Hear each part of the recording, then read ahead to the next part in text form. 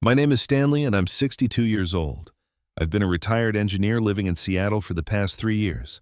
I stood there at the airport, suitcase in hand, ready for our family trip to Hawaii. Then my phone rang. It was my son, Michael. "Dad," he said hesitantly, "you're not coming with us." In the background, I heard my daughter-in-law Jessica whisper, "We'll finally have a vacation without this old man." I felt my heart drop to my stomach as I remembered writing the $15,000 check that paid for everything. If you're watching this video, hit like and subscribe if you believe families should treat each other with respect. Let me tell you what happened when they returned from their vacation.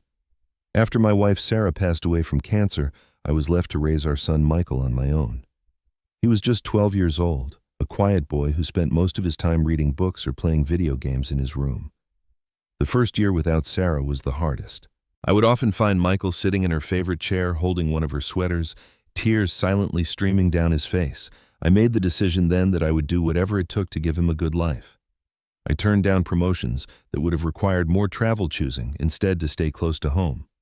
Several of my friends suggested I start dating again, but I always declined. My focus needed to be on Michael. "Stanley, you're still young," my friend Frank would say. "Sarah would want you to be happy." "I am happy," I'd reply. "I have Michael." We developed our own little traditions. Every Sunday was pancake day, with Michael eventually taking over the cooking duties as he got older. Summer breaks meant camping trips to Mount Rainier, where I taught him how to fish, build a fire, and identify different bird calls. Those quiet moments by the lake talking about life while waiting for a bite on our lines are some of my most cherished memories. As a single father working as an aerospace engineer, money was sometimes tight, but I always made sure Michael had everything he needed. I started a college fund when he was 13, putting away a portion of every paycheck. I wanted to make sure he had opportunities I never had. Michael excelled in school, particularly in mathematics and science. I still remember how proud I felt watching him accept his high school diploma as valedictorian. He was accepted to the University of Washington with a partial scholarship, and I was able to cover the rest with the money I'd saved. It was during his sophomore year that he met Jessica. She was studying business administration and came from a wealthy family in Portland.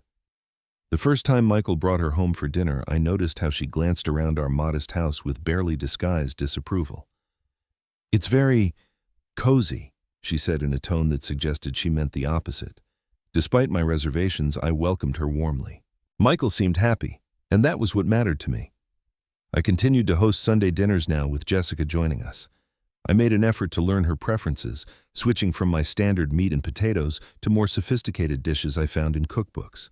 When they graduated, Michael proposed to Jessica with a ring he'd saved up for by working part-time at the university library. The wedding was an elaborate affair, with Jessica's parents covering most expenses, though I contributed what I could. I remember feeling a bit out of place among her family's wealthy friends, but I was determined to enjoy my son's special day. After the wedding, they struggled to find housing they could afford in Seattle's expensive market. Without hesitation, I offered the down payment for their first home, a small but charming house not far from mine. It was a significant chunk of my savings, but seeing their gratitude made it worthwhile. A few years later, Emma was born, followed by Noah 3 years after that. Becoming a grandfather brought a new kind of joy into my life. I would babysit regularly, reading the same stories to my grandchildren that I once read to their father.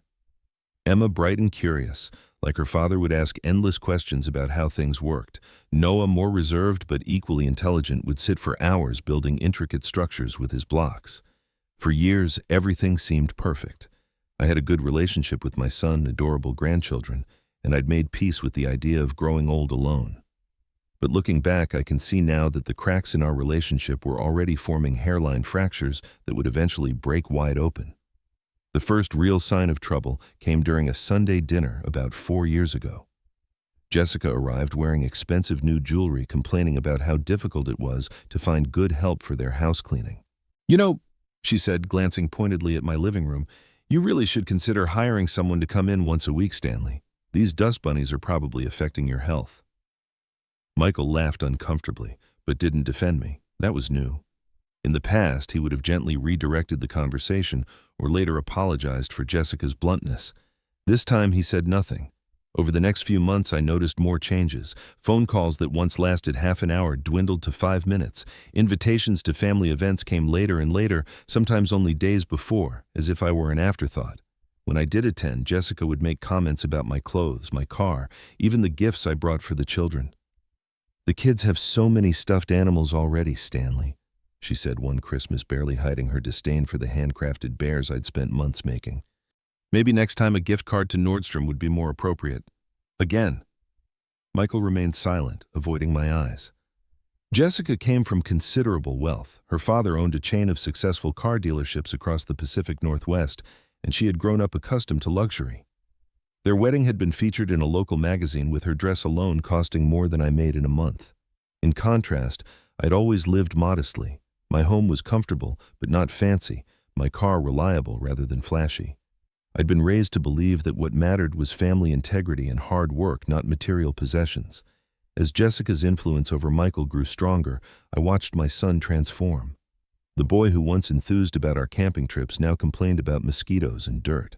He replaced his practical sedan with a luxury SUV he could barely afford. His casual clothes gave way to designer labels.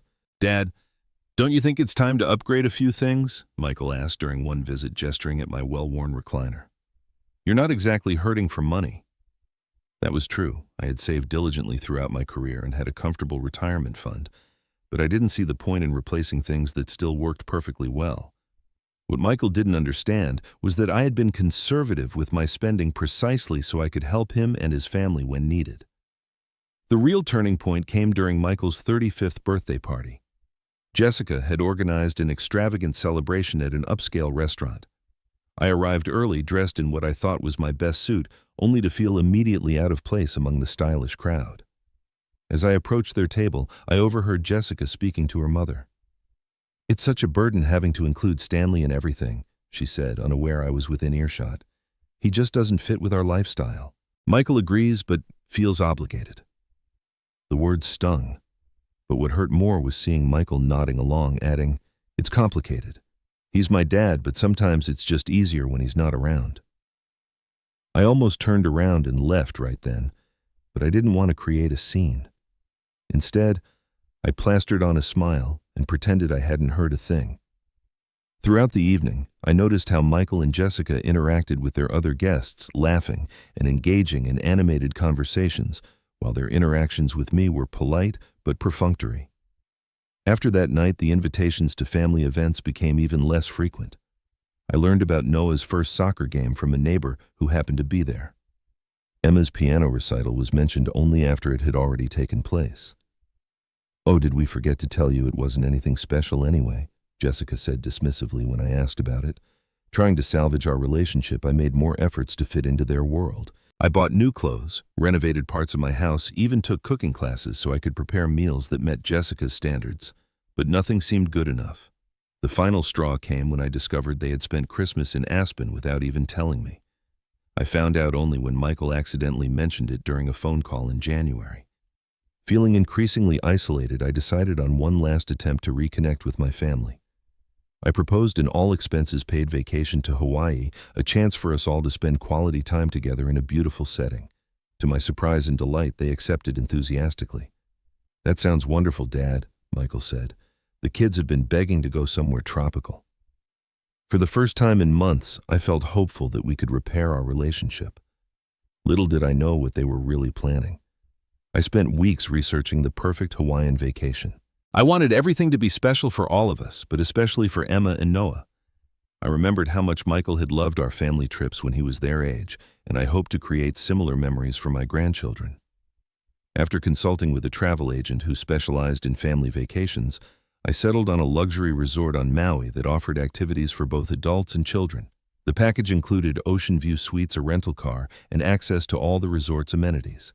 The total came to just over $15,000 for the 10-day stay, a significant amount, but worth it for what I hoped would be a relationship-healing experience. "This is quite an investment, Mr. Walsh," the travel agent commented as I handed over my credit card. "Your family is very fortunate."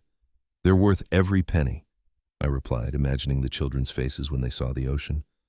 I purchased special gifts for the trip as well. For Emma, a professional quality snorkel set since she had recently developed an interest in marine biology. For Noah, a beginner's surfboard and lessons with a professional instructor. I even bought Jessica a spa package at the resort's renowned wellness center, hoping it might soften her attitude toward me. The month leading up to the trip was filled with excited phone calls with the grandchildren. Emma wanted to know if we would see sea turtles while Noah was concerned about sharks. I assured them both that we would stay safe while having amazing adventures. "Grandpa, can we go to a real luau?" Emma asked during our last call before the trip. "Absolutely," I promised. "I've already made reservations for our third night there." The night before our departure, I was too excited to sleep. I sat in my living room until the early hours looking through old photo albums. There was Michael at 10, proudly holding up a fish he'd caught. Michael at 16 standing beside the car we'd rebuilt together. Michael on his wedding day looking nervous but happy. I hoped this trip would give us new photos to add to the collection, new memories to cherish. I arrived at Seattle-Tacoma International Airport 3 hours early, as I always do for flights. I checked in and texted Michael to let him know I was at our designated meeting spot near the airline's check-in counter. An hour passed with no sign of them and no response to my text. I called twice, but the calls went to voicemail. Finally, just 45 minutes before our scheduled boarding time, my phone rang. "Dad," Michael said, his voice strained. "There's been a slight change of plans." "Are you running late? Do you need me to check in your bags?" I asked, already looking around for them in the crowded terminal. "No, it's not that. We're already through security." He paused. "You're not coming with us." I thought I'd misheard him. "What do you mean I'm standing here waiting for you? I have my boarding pass." "There was a mix-up with the reservations," he said, but his tone made it clear this was no mix-up. "We only have 4 seats together." "I don't mind sitting separately," I offered, still not fully comprehending what was happening. That's when I heard Jessica's voice in the background, no longer attempting to whisper, "Just tell him the truth. We don't want him to come." And then more clearly, as if she'd taken the phone, "We'll finally have a vacation without this old man." The terminal seemed to spin around me. I clutched my suitcase handle for support. "Michael," I managed to say. "I'm sorry, Dad," he replied, not sounding sorry at all. "We just thought it would be better this way. We'll bring the kids to visit when we get back." Before I could respond, the call ended. I stood there stunned as travelers rushed past me. An announcement overhead called for boarding of a flight to Chicago. A child nearby squealed with excitement about going on an airplane, and I remained frozen. The boarding pass to Maui clutched in my hand, trying to process that my son, the boy I'd raised alone, had just abandoned me at an airport after I'd paid for his entire family vacation. Somehow, I made it back to the parking garage and to my car. The drive home passed in a blur, my mind replaying Jessica's words over and over. "We'll finally have a vacation without this old man." Once home, I noticed a notification on my phone. Michael had posted on social media, "Starting our Hawaiian adventure, #family vacation, #blessed." The photo showed him, Jessica, and the children grinning at their gate boarding passes in hand, passes I had purchased. It was at that moment that something inside me finally broke, and something else, something stronger, took its place. I sat in my car in the garage for nearly an hour, unable to summon the energy to go inside. The house I'd once shared with Sarah, the house where I'd raised Michael, now seemed to mock me with its emptiness. Finally, I picked up my phone and called the one person I knew would understand. "Frank, it's Stanley. I need to talk." Frank had been my best friend since college. He'd stood beside me at my wedding, helped me through Sarah's illness, and had been a surrogate uncle to Michael growing up.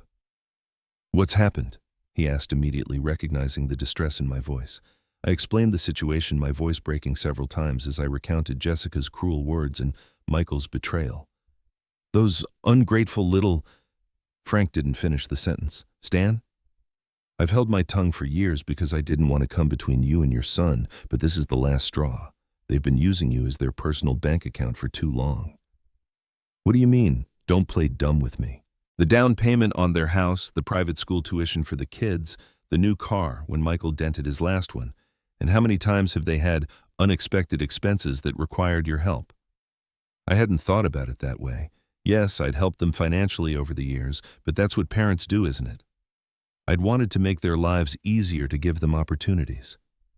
"Frank, he's my son. And you're his father, not his ATM. When was the last time he helped you with anything? When was the last time they invited you over for dinner that you didn't pay for? When was the last time he even called just to check on you?"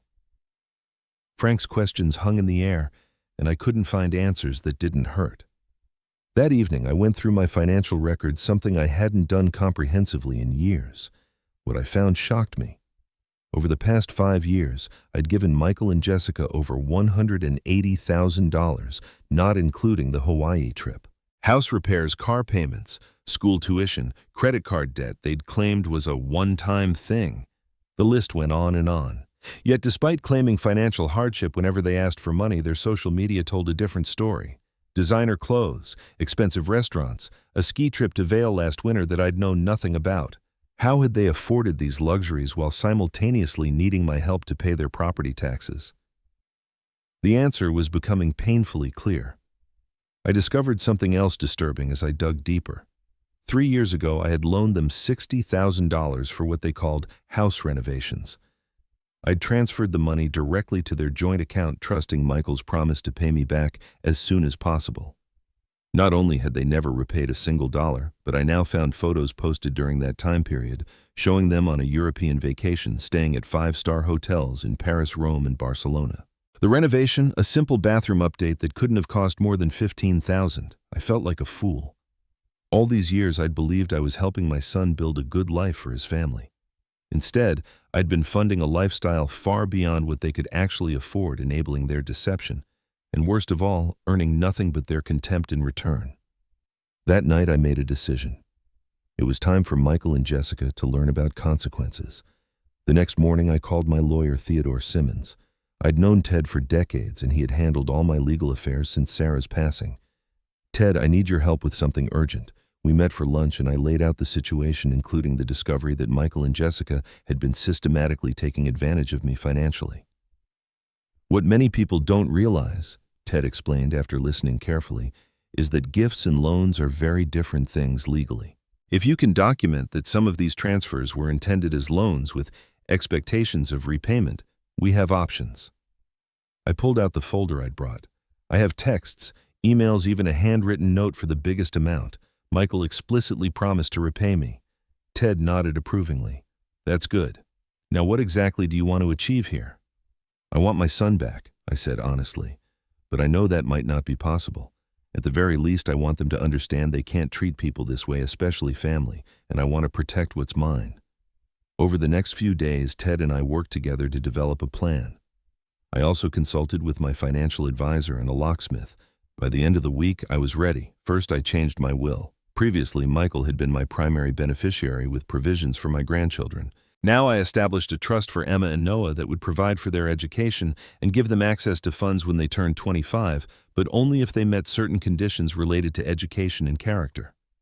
Michael and Jessica would have no control over this money. Next, I addressed the house situation. When Michael and Jessica had bought their home, I had indeed provided the down payment, but there was something they didn't know. The title was partially in my name as a co-owner, a precaution my lawyer had suggested at the time given the size of my investment. They had been so eager to move in that they'd signed the papers without reading the fine print. I also owned the vacation property they used regularly in the San Juan Islands, a fact they conveniently overlooked when entertaining friends there. The cabin had been in my name alone all along, though they had keys and used it as if it were their own.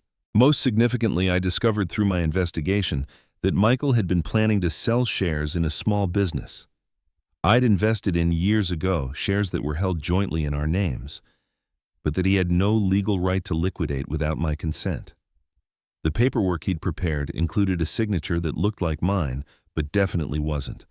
Ted was particularly concerned about this finding. "Stanley, that's forgery. It's a criminal offense," he warned. "I know," I said quietly, "but he's still my son. I don't want to press charges unless absolutely necessary." Ted nodded, understanding the complexity of the situation. "Let's hope it doesn't come to that."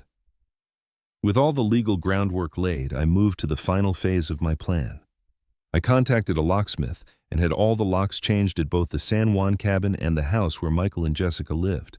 Since I was legally a co-owner of their primary residence, I had every right to do so. Then I prepared a package to leave on their doorstep for their return. Inside was a detailed accounting of all the money they owed me, copies of the legal documents showing my ownership stakes in their properties, and a letter explaining exactly why I had taken these actions.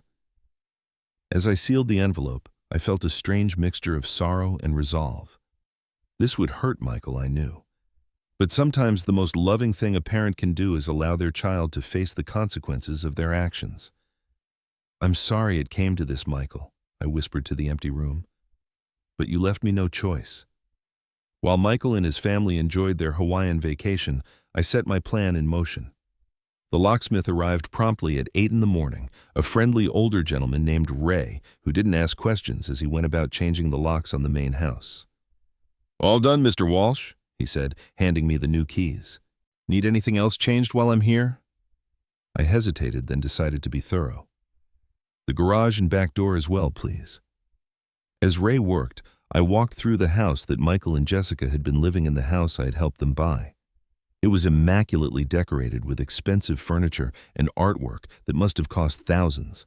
So this was where their money went, I thought, noticing a brand new 65-inch television that still had the price tag partially visible on its side.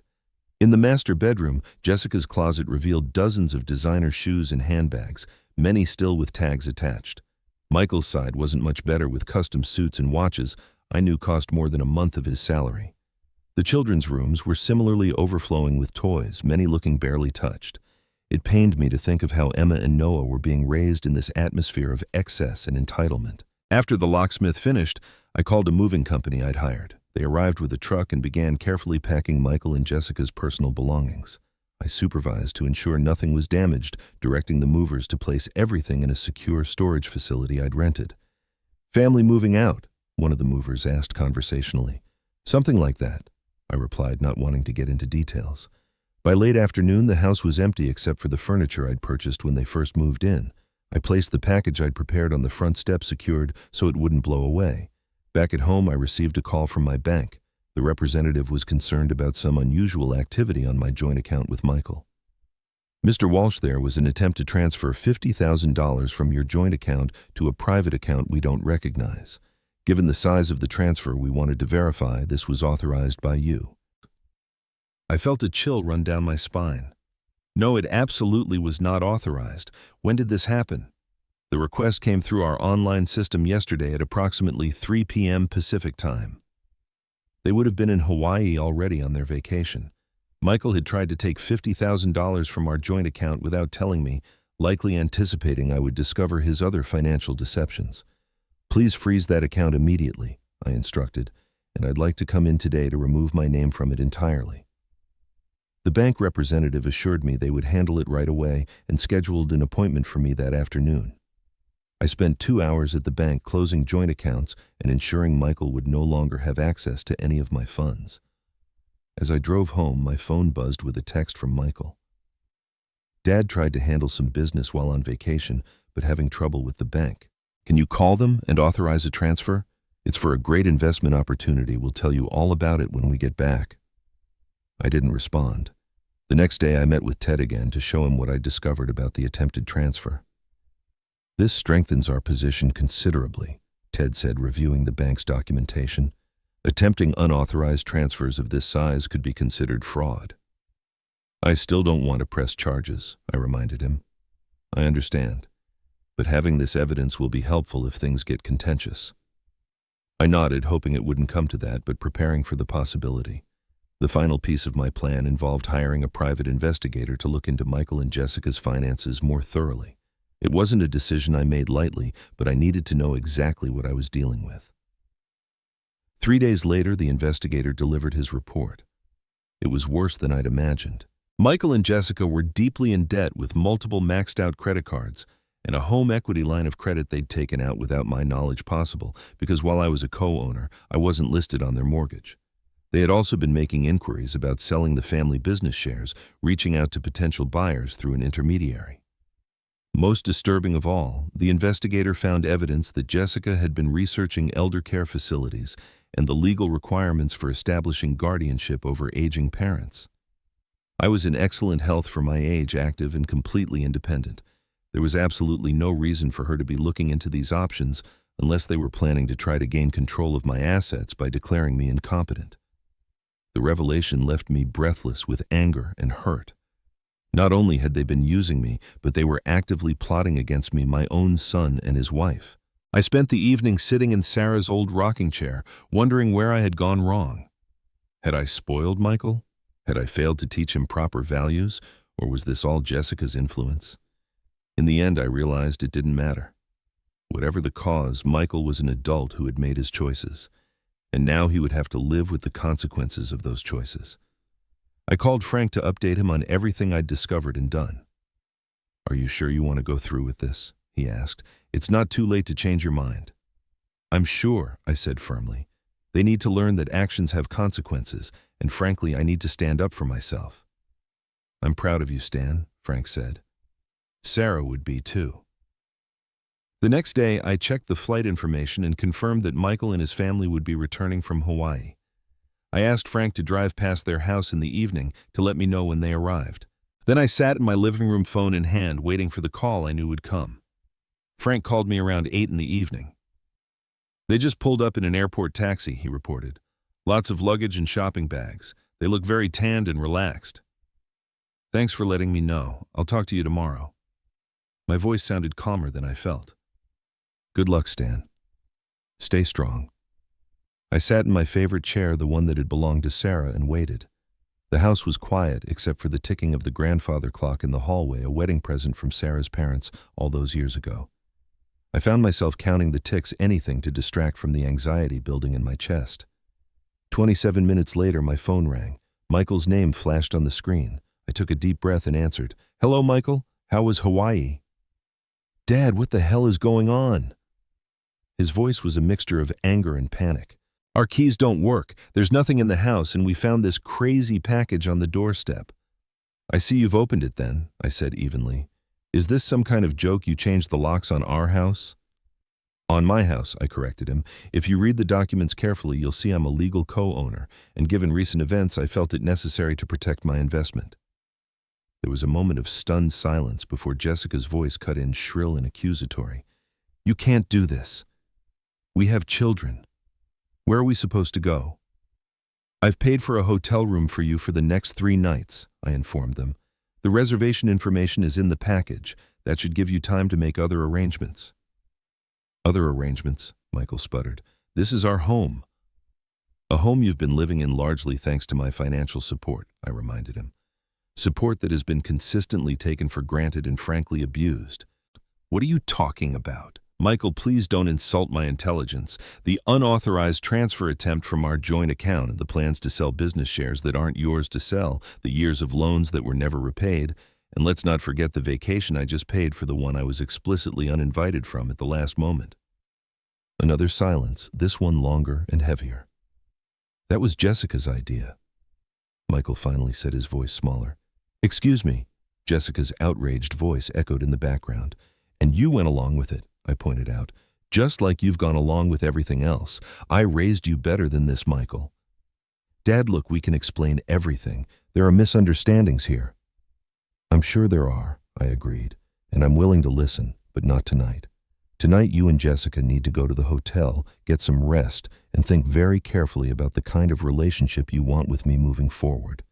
"Are you threatening us?" Jessica demanded, apparently having wrestled the phone from Michael. "Not at all. I'm simply clarifying the reality of the situation. Your actions have consequences. This is one of them." "We'll sue you," she threatened. "You can't just throw people out of their home." "Jessica, I've consulted extensively with my attorney. Everything I've done is legal. But you're welcome to contact your own lawyer if you'd like to discuss the forgery charges, the unauthorized transfer attempt, or the elder care facilities you've been researching. I'm sure they'd be fascinated." The sharp intake of breath told me I'd hit my mark. "You had us investigated." Michael's voice again, shocked and betrayed. "Yes," I admitted.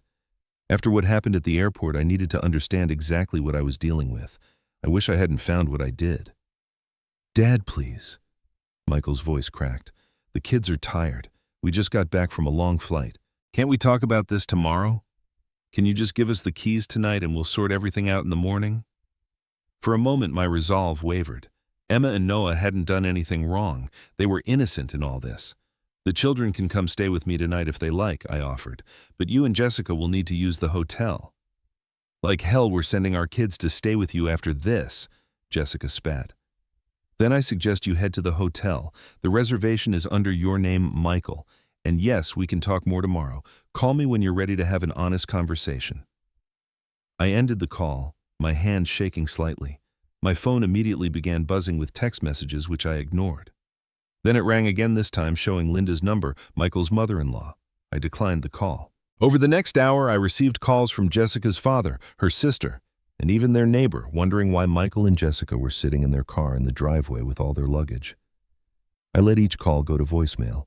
Finally, around 10:30, Frank texted, "They've left. Looks like they're heading to the hotel." I sent back a simple "thank you," and then turned off my phone completely. Tomorrow would bring more confrontations, more difficult conversations.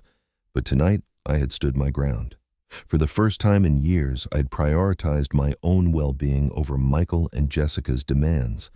As I prepared for bed, I caught sight of an old family photo on my nightstand.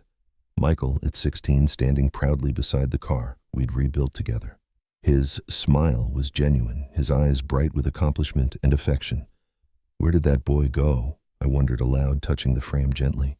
And is there any way to bring him back? 3 months passed each day, bringing its own challenges and small victories. The immediate aftermath of Michael and Jessica's return was as difficult as I'd anticipated. There were angry phone calls, tearful accusations, and even a consultation with a lawyer on their part that went nowhere once the attorney saw the documentation I'd prepared. After their 3 nights in the hotel, they moved in with Jessica's parents temporarily. I didn't hear from them directly for 2 weeks, though I received regular updates from Frank, who had connections in their social circle. "They're telling everyone you've lost your mind," he reported during one of our weekly lunches. "Jessica's saying it's early onset dementia." I smiled wryly. Convenient diagnosis. "But here's the interesting part," Frank continued. "People aren't buying it, especially those who know how much you've done for them over the years. The tide of public opinion is definitely not in their favor." That didn't surprise me. Seattle might be a big city in many ways, but our community had small-town aspects, particularly among those who'd lived here for decades. People remembered how I'd raised Michael alone, how hard I'd worked, how I'd always been there for school events and community functions. It was during the 3rd week that financial reality began to hit Michael and Jessica hard. Without my financial support, they suddenly had to face the consequences of their years of overspending. Credit card bills came due. The children's private school requested tuition payments. Car loans needed servicing. Michael called on a Tuesday evening, his voice strained but without the anger of our previous conversation. "Dad, we need to talk. Really talk. Can Jessica and I come over tomorrow?" I agreed, suggesting mid-morning when the house would be quiet and we'd have time without interruptions. That night I prepared myself mentally for what would likely be a difficult meeting, reminding myself of the boundaries I needed to maintain. They arrived precisely at 10, both looking significantly less polished than usual. Michael's face showed the strain of sleepless nights, and Jessica's designer outfit had been replaced by simple jeans and a sweater. "Thank you for seeing us," Michael began, as they sat awkwardly on the couch, the same couch where he'd watched Saturday morning cartoons as a child. "Would you like some coffee?" I offered, determined to remain civil. They both accepted, and I busied myself in the kitchen for a few minutes, giving us all a moment to collect our thoughts. When I returned with the mugs, Jessica was examining a photo of Emma and Noah on the mantel taken at the beach last summer. "The children miss you," she said quietly, surprising me with what seemed like genuine emotion. "I miss them too. They're welcome here any time." Michael cleared his throat. "Dad, we've done a lot of thinking these past weeks. And, well, there's no easy way to say this. You were right, about a lot of things." I waited, not making it easier for him, but not making it harder either. "We've taken advantage of your generosity," he continued, "for years. It started small, just accepting help here and there, but it grew into something ugly. We began to expect it, then demand it, and finally we planned around it." Jessica nodded, eyes downcast. "We've been living beyond our means for a long time, using your money to fund a lifestyle we couldn't actually afford."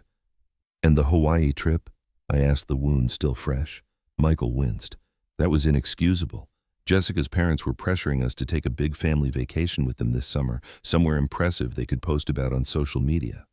When you offered to pay for Hawaii, we thought we could do both. Use your money for the trip, but not have you along. So we wouldn't have to explain to her parents why we were vacationing with you instead of them." "It was my idea," Jessica admitted. "To tell you at the last minute. I thought it would be easier that way, that you wouldn't make a scene in public." She paused, then added in a smaller voice, "I never thought you'd do This. Stand up for myself, I suggested. She nodded reluctantly. We've made a complete mess of everything, Michael said. And we understand if you never want anything to do with us again, but we're here because we want to make things right if that's even possible. I studied my son's face, searching for signs of the manipulative behavior I'd seen so often lately. Instead, I saw genuine remorse and fear. This wasn't a ploy to get back into the house or to access my money. This was something more fundamental. What exactly are you proposing? I asked cautiously. Michael and Jessica exchanged glances before he continued. We want to rebuild our relationship with you, Dad. The real relationship, not the financial one. We know we need to stand on our own feet, and we're ready to do that. I've taken a second job on weekends, and Jessica's going back to work part-time. We're selling the luxury car and looking for a more affordable place to live. We've also started counseling, Jessica added, both as a couple and individually. I've had some issues with materialism and status that I need to work through. I took a sip of my coffee, giving myself time to process their words. They seemed sincere, but I'd been fooled before. And the children, I asked, where do they fit into this? They need their grandfather, Michael said without hesitation. We've tried to shield them from most of what's happened, but they know something's wrong. They keep asking when they can see you again. We'd like to start with regular visits, Jessica suggested. Maybe Sunday dinners like before at your place or wherever you're comfortable. No expectations, just family time. I considered their proposal carefully. Part of me wanted to welcome them back immediately to return to the closeness we'd once shared. But the wiser part knew that true healing would require time, consistent effort, and maintained boundaries. I think that's a reasonable place to start, I finally said. Sunday dinners. But there need to be some clear understandings between us. Of course. Michael nodded eagerly. First, our financial relationship is fundamentally changed.